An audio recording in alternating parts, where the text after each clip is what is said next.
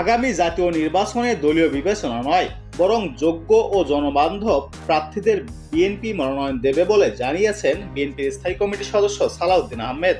যুব দলের ৪৭তম প্রতিষ্ঠাবার্ষিকীতে জিয়াউর রহমানের সমাধিতে শ্রদ্ধা নিবেদন শেষে তিনি এসব কথা জানান। সালাউদ্দিন আহমেদ বলেন, ফ্যাসিবাদ বিরোধী আন্দোলনে থাকা রাজনৈতিক দলগুলোর সঙ্গে বিএনপি বৃহত্তর ঐক্য গড়ে তুলতে চায়।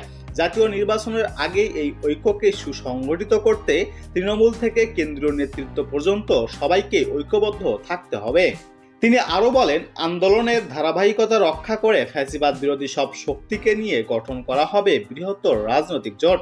আগামী নির্বাচনকে সামনে রেখে সারা দেশের প্রার্থীদের সঙ্গে দলের হাইকমান্ডের বৈঠক প্রসঙ্গে বিএনপির স্থায়ী কমিটির এই সদস্য বলেন, দল ও নিজেদের মধ্যে ঐক্য ধরে রাখার বার্তা দিতেই মনোনয়ন প্রত্যাশীদের সঙ্গে বৈঠক চলছে।